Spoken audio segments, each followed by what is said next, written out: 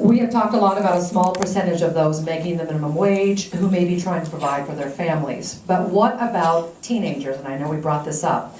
Should teenagers be paid a similar minimum wage to those who may be in their 30s or 40s or even higher? And would it be fair to pay a teenager $15 per hour, for instance, or should there be a training wage?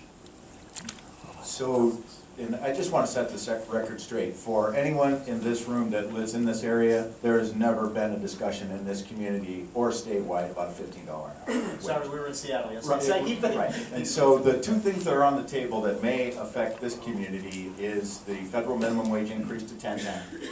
And there was a proposal, as our editor from the school paper mentioned, about a $12 increase over time over a 3-year period that would have gone into effect. So I want to be clear that we're not talking about $15. So you all are not in favor of $15 minimum wage? well, I think it goes to the Because last night I question. thought you guys said you Well, were in favor. so this is a different community than Seattle. There's a different standard, there's a different cost of living. So the, I think what, the point is that, to the question about, you might have to prompt me here, Nadine. The teenage. The teen rate is, we have a sub-minimum wage in the state, which for 15 and 6, or under 16, which is 85% of it. And I do want to mention on the teen business that the employment rates were way more affected by the economic conditions than they were by the minimum wage increase. So let's not say that the teenage unemployment rate is so high because the minimum wage is high.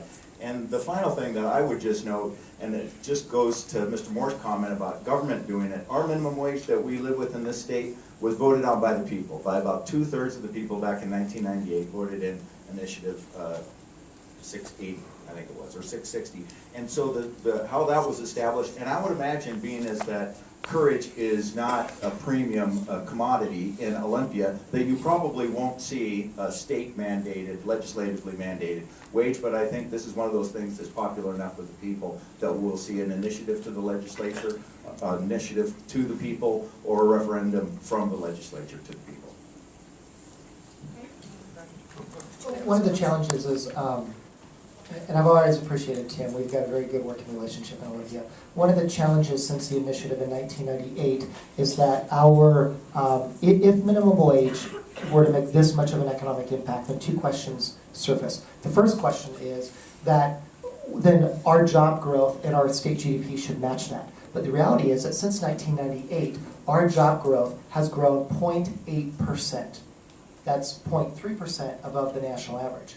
The second question that it begins to beg is that if we were to look at the minimum wage comparatively, there's an economic tool called the Gini coefficient. And in that economic tool, basically, it draws the measure of income inequality versus minimum wage. And so Washington State right now has the highest minimum wage at $9.32. If minimum wage were to really shrink the gap of income inequality, and my personal opinion is these are two very different conversations. If you were in the economics classroom, these would be two very different conversations. But for sake of today, let's say they're not. That Washington State currently ranks 16th in income inequality, yet we have the highest minimum wage. And so if minimum wage was really working to shrink income inequality, then it wouldn't be Utah who's number one with the lowest minimum wage of just over $7. 1 minute. Going back to the kids, I think about Oh, you have one more minute. Oh, I'm sorry. Oh, yeah, going back to the kids, you know, I know I was making fun of my son, but what but the advice I've given him, and I've actually written about this in Oregon Business Magazine, is I've essentially told my kids to give up on trying to find a job working for someone. That the only way that you're going to get your first job is if you work for yourself. And what I mean by that is, you grab a rake and you walk down the street and you ask your neighbors if you can rake their yard. You drag my lawnmower behind you, ask if you can mow their yard, you shovel their driveway. You do anything you can. You got to find those little pieces of entrepreneurship, because your chances of working at McDonald's, when was the last time, I can't remember the last time I saw a kid working at McDonald's, because they don't. And that's why I told my kids, you can't do it, you got to become entrepreneurs. A training wage would help get them to work for the man instead of having to work for themselves. And I think that's the only solution we have these days for our kids, because right now the minimum wage completely prices people like my kids out of the market. You have a 1 minute. kids working at McDonald's all the time. If there's no kids at McDonald's, how can the majority of minimum wage earners be teenagers? So, but I want to come back to the point of this Gini coefficient discussion, because I think it points to an important way we talk about data. The issue here is really, we're talking about two different things. You know, the Gini coefficient, which is the measure of inequality, the reason why it's high in places like California and Washington, where there's a high minimum, happens to be high minimum wage, is because what's going on at the top of the distribution. No one here says that raising the minimum wage or lowering the minimum wage is going to have anything to do with the top 1% of the income distribution. That's growing astronomically for reasons that have nothing to do with this debate. So that is a spurious correlation, if I've ever heard of one, comparing the minimum wage to the Gini coefficient. When you want to look at the impact of the minimum wage on this issue of inequality, a better way to look at it is just what happens to the 10th percentile, the lowest decile of family income when you raise the minimum wage.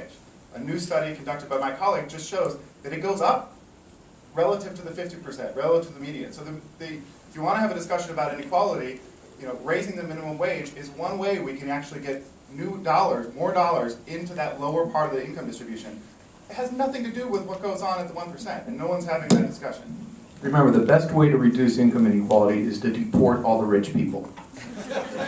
We've actually found some agreement. I mean, for the last 30 years, the left keeps shoving the Gini coefficient in our face, and I keep saying the Gini coefficient is meaningless for the very same reason that you just said. And now when we use the variable that you all created, the Gini coefficient, you said, oh, the Gini coefficient doesn't matter because what really matters is people at the bottom. I've been saying that for 25 years. The real problem in this country right now, by the way, has nothing to do with the real problem in America for the vast, vast majority of Americans is not the minimum wage. The crisis in America today is the median wage. The median wage has not been rising. Everything Barack Obama has done to try to help this economy has not helped the middle class. We need a whole new economic strategy that helps middle class and poor people, and that's not by raising the minimum wage.